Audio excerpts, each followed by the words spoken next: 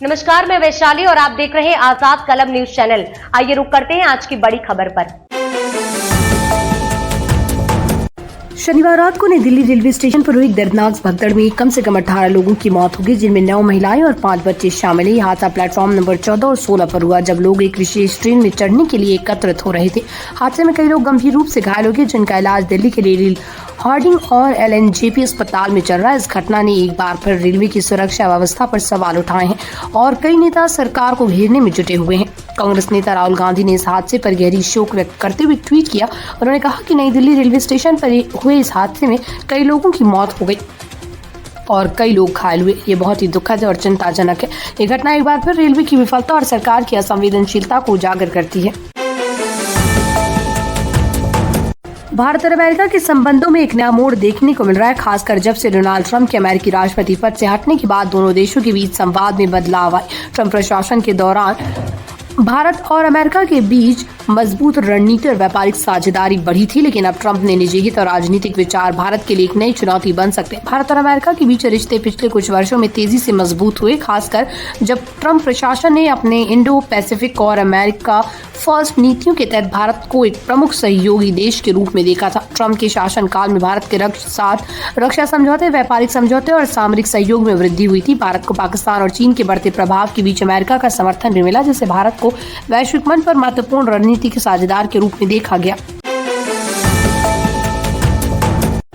Qatar के अमीर शेख तमीम बिन अहमद अल थानी 17 से 18 फरवरी को भारत का दौरा करेंगे। इस दौरे के दौरान वो प्रधानमंत्री नरेंद्र मोदी से द्विपक्षीय वार्ता करेंगे और राष्ट्रपति द्रौपदी मुर्मू से भी मुलाकात करेंगे। कतर के अमीर शेख अल थानी का ये दौरा महत्वपूर्ण माना जा रहा है, क्योंकि ये दोनों देशों के बीच संबंधों को और मजबूत करने का एक अहम अवसर है। कतर भारत के एक अहम साझेदार देश है, खासकर ऊर्जा क्षेत्र में। कतर भारत का सबसे बड़ा LNG आपूर्ति करता है और भारत के लिए कतर की भूमिका ऊर्जा सुरक्षा में महत्वपूर्ण है। वित्तीय वर्ष 2022-23 में भारत और कतर के द्विपक्षीय व्यापार लगभग 18.77 बिलियन अमेरिकी डॉलर का था, जो दोनों देशों के आर्थिक रिश्तों की मजबूती को दर्शाता है। कतर के ऊर्जा मंत्री साद शेरिदा अल काबी ने हाल ही में भारत के दौरे के दौरान भारत की ऊर्जा जरूरतों को पूरा करने में कतर के समर्थन की प्रतिबद्धता को दोहराया था।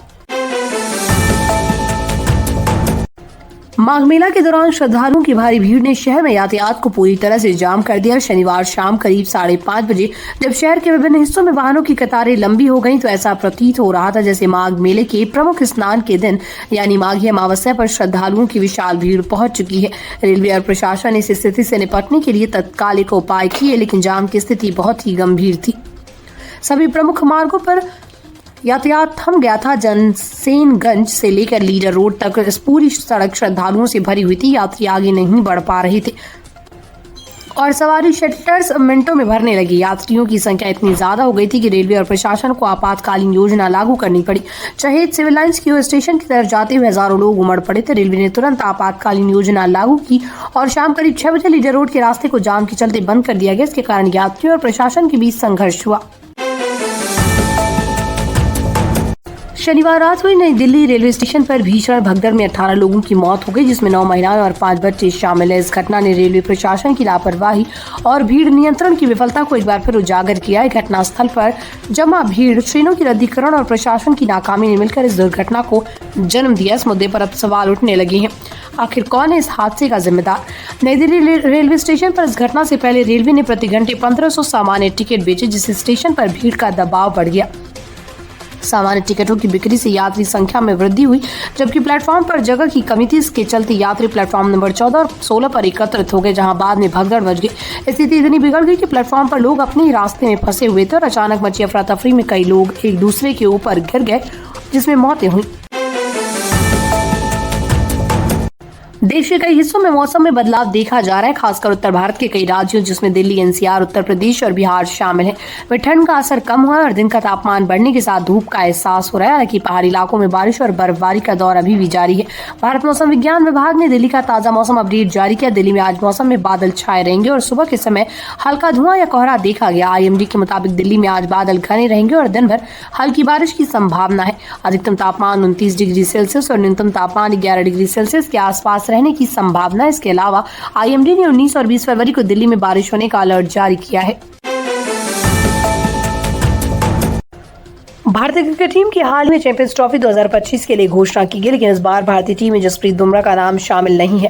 बुमराह को कमर की चोट के कारण टीम से बाहर होना पड़ा। अब सवाल यह है कि बुमराह ने क्या बिना भारतीय चैंपियंस ट्रॉफी का खिताब जीत पाएगी, जो कि लगभग 12 सालों से भारत के पास नहीं है। भारतीय की टीम ओडीआई प्रारूप में लगातार शानदार प्रदर्शन करी। खासकर 2023 विश्व कप के बाद से भारतीय टीम की बल्लेबाजी और गेंदबाजी दोनों में बेहतरीन सुधार देखा गया, लेकिन अब सवाल ये है कि क्या भारतीय टीम चैंपियंस ट्रॉफी में भी अपनी शानदार फॉर्म को बनाए रख पाएगी और बिना बुमराह के भारतीय गेंदबाजों का प्रदर्शन कैसा होगा, खासकर जब विपक्षी टीमों के पास भी मजबूत बल्लेबाज मौजूद हैं। भारतीय क्रिकेट टीम ने चैंपियंस ट्रॉफी 2025 के लिए दुबई की यात्रा शुरू कर दी। शनिवार को मुंबई से दुबई के लिए रवाना हुई भारतीय टीम का स्वागत मुंबई एयरपोर्ट पर सैकड़ों फैंस ने किया। कप्तान रोहित शर्मा जो सफेद टी शर्ट और काले ट्रैक पैंट में एयरपोर्ट पहुंचे को फैंस ने जोरदार आवाज में रोहित भाई और रोहित सर कहकर अपना ध्यान आकर्षित किया। इसके बाद मुस्कुराते हुए रोहित ने अपने साथी खिलाड़ियों के साथ डिपार्चर लाउंज की ओर कदम बढ़ाए। भारतीय टीम की ये यात्रा इसलिए खास है क्योंकि वो पिछले साल जून में T20 वर्ल्ड कप जीतने के बाद एक और अंतर्राष्ट्रीय टूर्नामेंट जीतने की उम्मीदों के साथ जा रही है। भारतीय टीम की शुरुआत 20 फरवरी को बांग्लादेश से होने वाले मैच से होगी। इसके बाद 23 फरवरी को पाकिस्तान से और 2 मार्च को न्यूजीलैंड से मुकाबला होगा।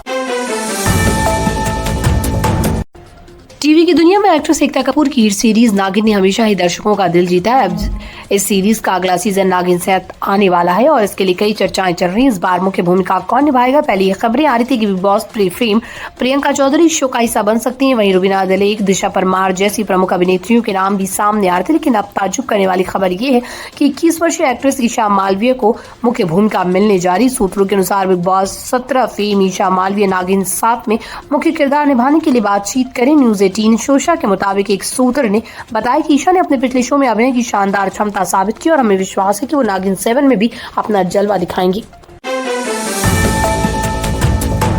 भारतीय फिल्म इंडस्ट्री में कई कलाकार ऐसे होते हैं जिन्होंने पर्दे पर अपनी मेहनत और अभिनय से दर्शकों का दिल जीता, लेकिन फिर भी वो वही प्रसिद्धि नहीं पा सके जिसके वो हकदार थे। ऐसे ही एक अभिनेता और कॉमेडियन और वीर दास जिन्होंने फिल्म इंडस्ट्री में अपनी भूमिका निभाई, लेकिन उन्हें वो पहचान नहीं मिली। लेकिन जब भारतीय मनोरंजन उद्योग में स्टैंड अप कॉमेडी का उपहार हुआ, तब वीर दास ने इस क्षेत्र में अपनी पहचान बनाई और अपनी शानदार प्रदर्शन से एमी अवार्ड जैसे सम्मान प्राप्त किए। वीर दास का जन्म 31 मई 1979 को दिल्ली में हुआ था, लेकिन उनका बचपन नाइजीरिया में बीता। उन्होंने अपनी शिक्षा दिल्ली के प्रतिष्ठित स्कूल से प्राप्त की और बाद में मुंबई में फिल्म और थिएटर में करियर बनाने का सपना देखा, लेकिन उनका ये सफर फिल्म इंडस्ट्री में उतना आसान नहीं था। वीर दास ने फिल्मों में भी काम किया, लेकिन वो फिल्मों में वो सफलता नहीं पा सके जिसकी उन्हें उम्मीदें थी। तब